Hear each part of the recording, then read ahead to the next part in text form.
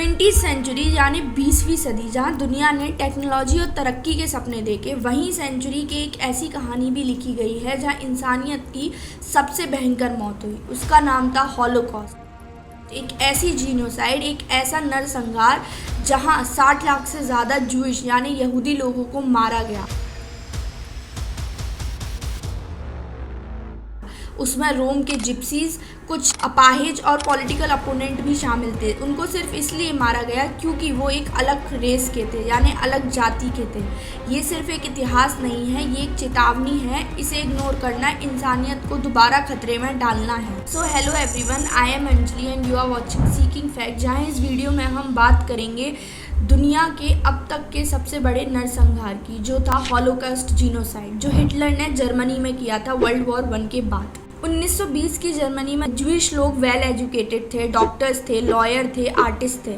ये लोग German culture का हिस्सा थे, ये कोई आउटसाइडर्स नहीं थे। लेकिन वर्ल्ड वॉर 1 के बाद ट्रीटी ऑफ वर्सलीज हुई। ट्रीटी ऑफ वर्सलीज 1919 में साइन हुई, जहाँ पे जर्मनी को वर्ल्ड वॉर 1 का जिम्मेदार ठहराया गया।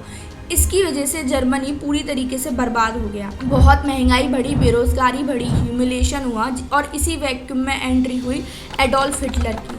एडोल्फ हिटलर का मानना ये था कि जर्मनी की बदहाली के जिम्मेदार अगर कोई है तो वो हैं यहूदी लोग, और एक नए एनिमी क्रिएट किए गए और एक डेंजरस आइडियोलॉजी का जन्म हुआ जिसे हम बोलते हैं नाजिज्म। नाजिज्म आइडियोलॉजी एक तरीके से टोटलिटेरियन फॉर्म ऑफ गवर्नमेंट को सपोर्ट करती है। ये एक तानाशाह गवर्नमेंट होती है जहाँ एक्सट्रीम नेशनलिज्म और एक्सट्रीम फॉर्म पे रेसिज्म देखा जाता है और सपोर्ट किया जाता है। हिटलर ने एक किताब लिखी जिसका नाम था मैन कैम्फ। इस किताब में उसने जूइश माने यहूदी लोगों को रेशियल पॉइजन बोला। मतलब हिटलर का ये मानना था कि यहूदी लोग पूरी जर्मनी के लिए एक ऐसी नस्ल है जो पूरी जर्मनी में जहर फैला रही है। इसके अलावा नाजी आइडियोलॉजी में आर्यंस को सुपीरियर माना गया और जूइश को इन्फीरियर माना गया। यहाँ पे एक रेशियल हिरार्की को सिर्फ सोच की तरह नहीं रखा गया, यहाँ पे इसको एक वेपन की तरह यूज़ किया गया। 1933 में जब हिटलर चांसलर बने तो उस टाइम पे लॉज में फिर से चेंजेस आए और डेमोक्रेसी पूरी तरीके से गायब होने लग गई। 1935 के न्यूरम्बर्ग लॉ ने जूइश के साथ मानवता का रिश्ता तोड़ दिया। यहूदियों से जर्मन सिटीजनशिप का स्टेटस भी छीन लिया गया और उनकी शादी आर्यन से इलीगल हो गई। जूइश को एंट्रमेंच यानी सब ह्यूमन, ये एक जर्मन वर्ड है जिसका मतलब होता है छोटे लोग, डिक्लेयर कर दिया गया। और इसके बाद हर जगह जुडेन वर्बोटन, ये एक जर्मन वर्ड है जिसका मतलब होता है यहूदी यहाँ अलाउड नहीं है, ये हर जगह लिखा मिलता था।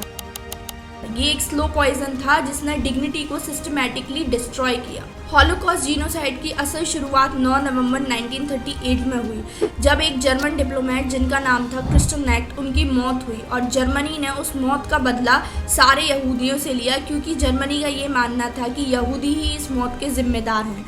जिसकी वजह से एक ही रात में 1000 से ज़्यादा सिनोगॉगस, जिसका मतलब होता है एक ऐसी जगह जहां यहूदी अपनी प्रेयर किया करते थे, 7000 से ज़्यादा शॉप्स को लूटा गया, 30,000 से ज़्यादा यहूदियों को बिना वजह अरेस्ट कर लिया गया। ये सिग्नल था कि अब हेट्रेड वायलेंस में बदल चुकी है। जर्मनी ने यहूदियों को शहरों से बाहर निकाल के घेटोज में भेजना शुरू किया। वॉर्सो घेटो में 4 लाख लोग बंद किए गए जो सिर्फ 1.3 स्क्वायर माइल्स में थे।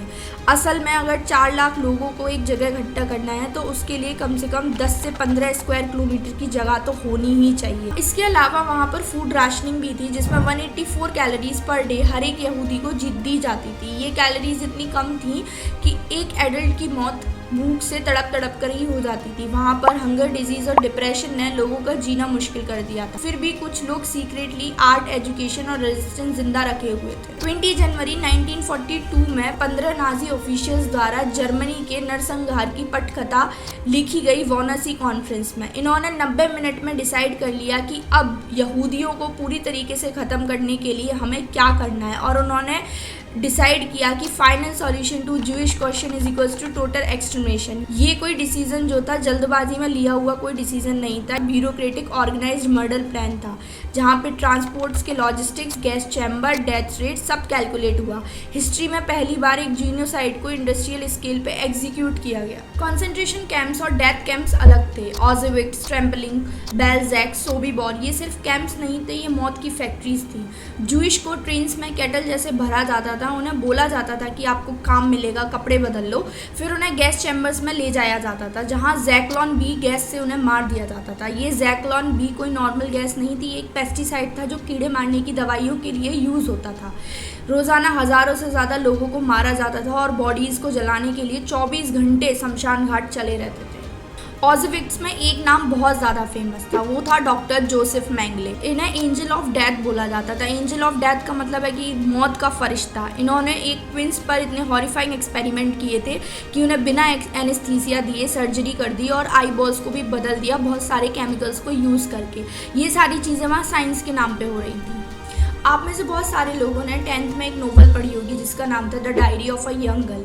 वो नोवेल एनी फ्रैंक ने लिखी थी। एनी फ्रैंक की इस डायरी ने दुनिया को टीनेजर की नज़र से हॉलोकॉस्ट दिखाया। वॉर्सो गेटो में अपराइजिंग ने प्रूव किया कि लोग फाइट करना नहीं भूलते हैं।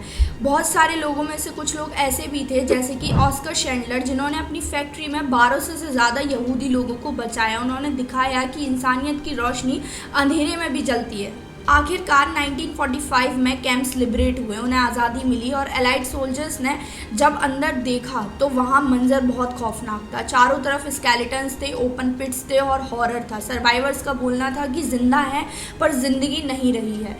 न्यूरमबर्ग ट्रायल्स में 24 नाजी लीडर्स पर केस चला, कुछ को फांसी भी मिली पर लाखों नाजीज कभी भी पकड़े ही नहीं गए। ऑज़विट्स के गेटों पर आज भी लिखा हुआ है आर्बिट मैक्ट फ्री, जिसका मतलब होता है वर्क सेट्स यू फ्री। ये एक बहुत बड़ा झूठ था, लेकिन हॉलोकॉस्ट के सर्वाइवर्स ने इस याद को जिंदा रखा क्योंकि उनका मानना था कि हिस्ट्री को भूल जाने का मतलब है उसको दोबारा जीना। इसीलिए यूएन ने भी 27 जनवरी को हॉलोकॉस्ट रिमेम्बरेंस डे के तौर पर डिक्लेयर किया और उसका एक ही मैसेज था कि नेवर अगेन, जिसका मतलब है कि हॉलोकॉस्ट जैसा जीनोसाइड पृथ्वी पर दोबारा कभी भी ना हो।